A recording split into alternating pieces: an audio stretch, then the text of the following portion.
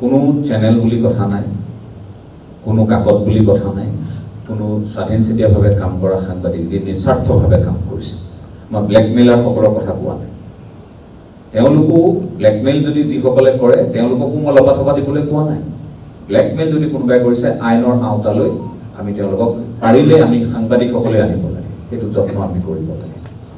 পঞ্জীয়ন কোনে ক'ত কি ধৰণে কাম কৰি আছে বা তেওঁলোকৰ পঞ্জীয়ন কি পৰ্যায়ত আছে এই কথাবোৰো অকণমান পৰীক্ষা নিৰীক্ষা কৰাৰ প্ৰয়োজন আছে বুলিও আমি ভাবোঁ। তাৰ লগে লগে আপোনালোকে মন কৰিব, আজি মই বহুকেইগৰাকী লোকৰ ইয়াত বহুকেইটা সংগঠনৰ প্ৰতিনিধিৰ কথা শুনিছোঁ। সকলোৱে গৰিহণা দিছে, তাত কোনো সন্দেহ নাই। সকলোৱে মাৰ বান্ধি থিয় দিছে, আমাৰ সতীৰ্থগৰাকীৰ কাষত থিয় দিছে। অসমৰ ভিন্ন প্ৰান্তত যেতিয়াই সাংবাদিক নিগ্ৰহৰ সন্মুখীন হৈছে, হয়তো ইয়াৰ পৰাও আপোনালোকে এটা আৱাজ, এটা মাত দিছে যে আমি ইয়াৰ নিন্দা কৰিছোঁ, দোষীৰ উচিত শাস্তি বিচাৰিছোঁ। আপোনালোকে ইয়াৰ পৰাও কৈছে। আৰু ঢেকীয়াজুলি আজি এটা নিদৰ্শন দেখুৱাইছে, ঢেকীয়াজুলি প্ৰেছ ক্লাবে, ঢেকীয়াজুলিৰ নাগৰিক সমাজে। তাৰ বাবে মই আপোনালোকক পুনৰবাৰ শলাগ লৈছোঁ। মানুহখিনি একত্ৰিত হৈ থাকিব পাৰোঁ, কি ধৰণে আমি অন্যায় অবিচাৰৰ বিৰুদ্ধে আমি মাত মাতিব পাৰোঁ। আমাৰ এই শক্তিখিনি, আমাৰ শক্তি কি কলম, আমাৰ শক্তি কেমেৰা, ইয়াৰ সঠিক প্ৰয়োগ আমি কি ধৰণে কৰিব পাৰোঁ সমাজৰ স্বাৰ্থত, সেইখিনি আমাৰ কিন্তু ভবাৰ থল আছে। ক'ৰবাত আমি নিজকো জুখিব লাগিব, ক'ৰবাত আমি ভুল কৰিছোঁ নেকি, ক'ৰবাত আমি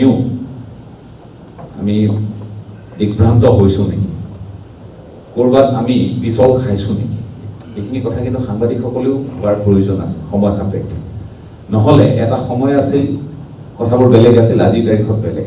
আজিৰ তাৰিখত এনেকুৱা যে আপুনি শাসকৰ পক্ষত যদি আপুনি তেওঁলোকৰ চিন্তাৰ মতে যদি কাম নকৰে, আপুনি নিৰপেক্ষ সাংবাদিক নহয়।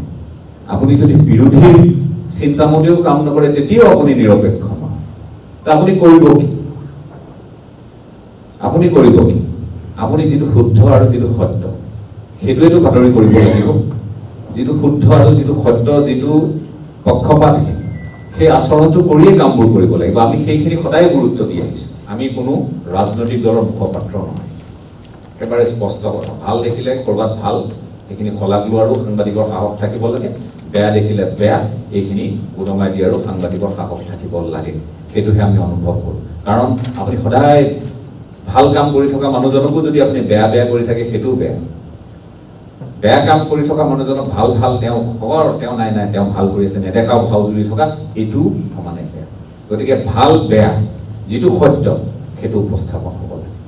যিটো সত্য, যিটো সঠিক, যিটো সংবিধান সন্মত, যিটো আইন সন্মত, সেই কথাবোৰত সাংবাদিকসকল মাৰ বান্ধি থিয় দিব লাগে। যিটো আইন বিৰোধী, সংবিধান বিৰোধী, সেইটোত সাংবাদিকসকলে তাৰ বিৰোধিতা কৰিব লাগে। আৰু বা বাতৰি কৰোঁতেও সেই কথাখিনিৰ ওপৰত গুৰুত্ব ৰাখিব লাগে। সেইটো মোৰ একান্ত ব্যক্তিগত অনুভৱ। তৈলমৰ্দন কাকো কৰা নাছিলোঁ আৰু কাকো নকৰোঁ। ক্ষীণত কাকো কাৰো ওচৰত হোৱা নাই। বিশেষকৈ ৰজাঘৰীয়া বুলি যদি কওঁ, যিসকলে শাসনত থাকে, তেওঁলোকতো ৰজা নহয়, দৰাচলতে ৰজাঘৰীয়া বুলি আমি কওঁহে। শাসনত থাকে, ইভিএমৰ বুটামত দায়িত্ব দিয়া হয়, ৰাইজে দায়িত্ব দিয়ে সেৱা কৰাৰ বাবে। গতিকে সেৱা কৰাৰ মানুহখিনিয়ে যদি মূৰত উঠি নাচিবলৈ আৰম্ভ কৰে, তেতিয়াহ'লে ৰাইজৰ হিতে যদি বিপৰীত হয়, তেতিয়াহ'লে আমি মাতিবই লাগে। তাত আমি অন্ততঃ মানুহক সজাগ কৰিবই লাগে অন্যায় অনীতিৰ বিৰুদ্ধে। আৰু যদি ভাল কাম হয়, সেইখিনিৰো কিন্তু মই ভাবোঁ সমানে শলাগ লোৱাৰ প্ৰয়োজন থাকে। এইটো আমাৰ এটা জাতীয় দায়িত্ব হিচাপে গণ্য কৰা উচিত। মই সেইকাৰণে কৈছোঁ যে খেনুক দেখি ৰান্ধে বাঢ়ে, খেনুক দেখি দুৱাৰ বান্ধে, এই নীতিটো শাসক বিৰোধী সকলোৱে, বিশেষকৈ সাংবাদিকৰ ক্ষেত্ৰত এইটো পৰিত্যাগ কৰিব লাগে। সাংবাদিকগৰাকীক সাংবাদিক হিচাপেই ভাবিব লাগে। তেওঁ বিৰোধীৰ সাংবাদিক নে শাসকৰ সাংবাদিক, ক'ৰ সাংবাদিক সেইটো নহয়, তেওঁ এগৰাকী সাংবাদিক। তেওঁ মফচলীয় নে গুৱাহাটীত বহি থকা সাংবাদিক, নে তেওঁ মুখ্য কাৰ্যালয়ত থকা সাংবাদিক, এইবোৰ বাছ বিচাৰ নকৰি তেওঁলোকক সাংবাদিক হিচাপে যিখিনি সন্মান, যিখিনি মৰ্যাদা দিব লাগে, সেইখিনি দাবীয়ে আজিৰ ৰাজহুৱা সভাৰ জৰিয়তে উত্থাপন কৰা হওক বুলি মই অনুৰোধ জনাইছোঁ। আৰু প্ৰতিগৰাকী সাংবাদিকৰ শদিয়াৰ পৰা ধুবুৰীলৈ, বৰাক, ব্ৰহ্মপুত্ৰ এই উপত্যকাত য'তেই যিয়ে যেনেকৈ কাম কৰি আছে, সকলোকে যাতে আমি নিৰাপত্তা দিব পাৰোঁ, নিৰাপত্তা যাতে নিশ্চিত হয়, সেইখিনিৰ প্ৰতি আমি আহ্বান জনাইছোঁ। আৰু পুনৰ কৈছোঁ যে আপোনালোকে আৰু এটা ভাল নিদৰ্শন দেখুৱাইছে।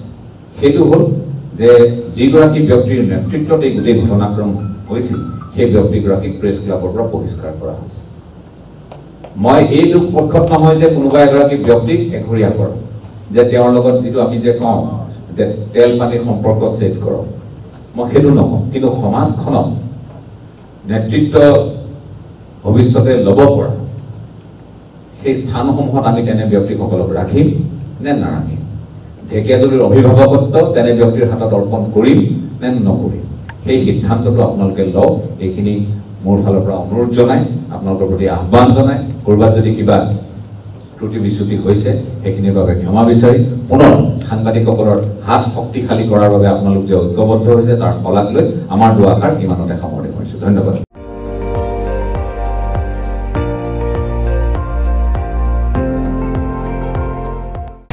আপুনি চাই আছে ND24 সৰ্বশ্ৰেষ্ঠ নহয় সৰ্বোত্তমৰ দৌৰত